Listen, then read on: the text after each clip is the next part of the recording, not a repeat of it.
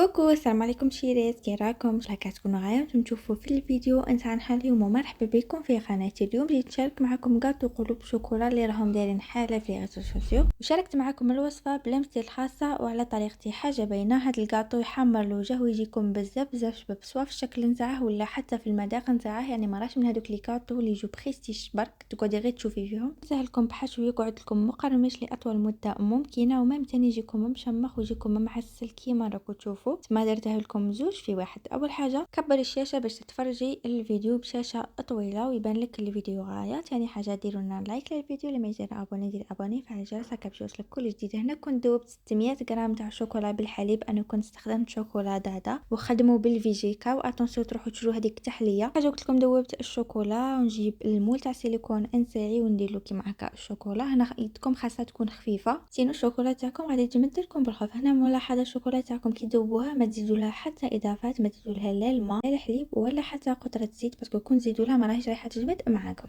انا جبت البانسو تاعي وراني قاعده نايطالي في الشوكولا نتاعي كيما راكم تشوفوا. انا ندير زوج طبقات يكونوا غلاط شويه، وكاين اللي تبغي دير 3 طبقات يكونوا رقاق، كل واحده وكيفاش تخدم. نوزع الشوكولا على كامل المول بهذه الطريقه، وما نخلو حتى طرف يكون شفاف. يعني نعمروا كامل هذاك المول بهذه الطريقه، وخلوا الشوكولا تاعكم تتقال شويه في القوام تاعها باش تجيكم سهله كيما راكم تشوفوا. ركزوا لي على الاطراف. بعد ما كنت شكلتهم دخلتهم للكونجيلاتور مده 5 دقائق، ونزيدوا عليهم كيما هكا طبقات زوجه من الشوكولا. ندير كميه من الشوكولا ونعاود نقيت عليها، يعني راهي نفس الطريقه الاولى.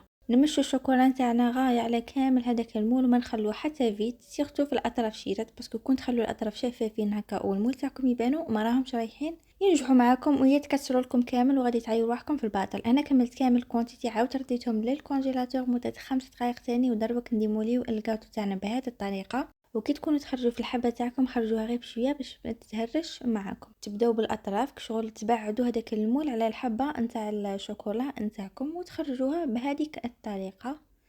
وهذه هي النتيجة النهائية. أنا كنت كملتهم كيما راكم تشوفوا، والشكل نتاعهم خرج بزاف شباب. شيرات مع المداومة ولا تعرفوا ديروا الكاطو وتولوا شغل تولي عندكم لا فينيسيون. للحشو أنا كنت درت كيلة نتاع كاوكاو محمص ومرحي أكيد، مع كيلة نتاع كنافة أنا شريتها كيما هكا واجدة. زدت عليهم 3 مغارف كبار شوكولا تختيني. بالنسبه للبنات اللي ما يحبوش الكنافه ولا باغيين يعاودوها بكاش حاجه، تنجموا ديروا الفايتين تاني يجيكم بزاف بنين. خلطتهم كيما هكا مع بعض، وزدت عليهم 2 مغارف كبار لا جولي باش نقصوا من الحلاوه ما يكثروش هذيك الشوكولا.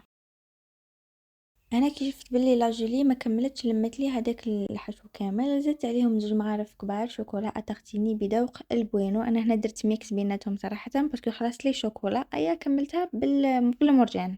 خلطته معايا كيما هكا حتى تحصلت على هاد القوام، يقعد مشمخ ويقعد لنا معسل كيما راكم تشوفوا. من جهه واحده اخرى نروح نجيبوا قوالب الشوكولا تاعنا ونديروا لهم الطبقه الاولى اللي هي شوكولا اتغتيني. انا كنت درت الطبقه الاولى بوينو، نتوما تقدروا ديروا واش تبغوا. عمرتهم كيما هكا بطبقه تكون مليحه من المرجان كطبقه اولى. وبالنسبه للطبقه الثانيه درت لها هذاك الخليط اللي كنا درناه في رحبه. نديروا الحشو تاعنا كيما هكا ونسقموه بهذه الطريقه. نسيو نسقموه غايه باش الحبه تاعنا تخرج مفينه وتخرج لنا شابه تاني.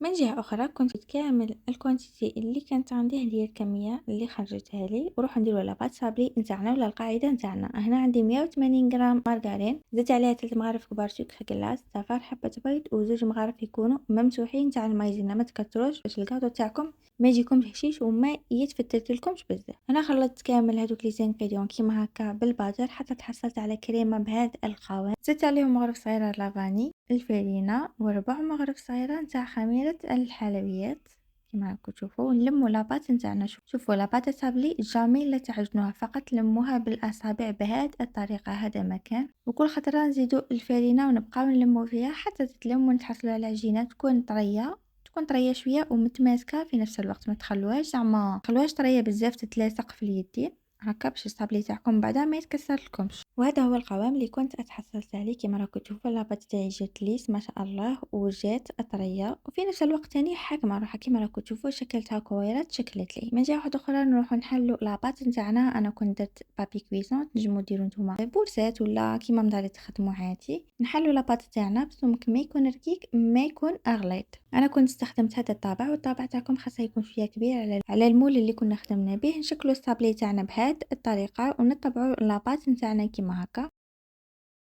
نقلعوا هذوك الزوائد بهذه الطريقه ونرفدو الحبات نتاع الصابلي تاعنا ونحطوهم في الصني نتاعنا. انا كنت طيبتها في هذا الطابي تاع سيليكون باش الشكل تاع الصابلي تاعي يخرج شباب. انت الا كان عندك طيبي فيه ولا ما كانش عندك طيبيه في صني عادي. دونك نطيبوه عادي كما نطيبوه اي صابلي على 170 ولا 180 درجه. راكم تعرفوا كي تشوفوه طاب من تحت تقدروا تحمروه من فوق، واللي تبغي احمر تحمره من فوق. وهذه هي النتيجه نتاع الصابلي نتاعي بعد ما كنت طيبته. كيما راكم تشوفوه الشكل نتاعها خرج بزاف شباب وقعد هو من جهه اخرى كون ذوبت شويه نتاع الشوكولا ندير طبقه رقيقه من الشوكولا كيما هكا فوق هذاك الحشو بهذه الطريقه، ونبلاصيو الحبه تاع الصابلي تاعنا كيما هكا. وهنا خلوها بضعه ثواني حتى الشوكولا تلصق بيا مع الصابلي نتاعنا.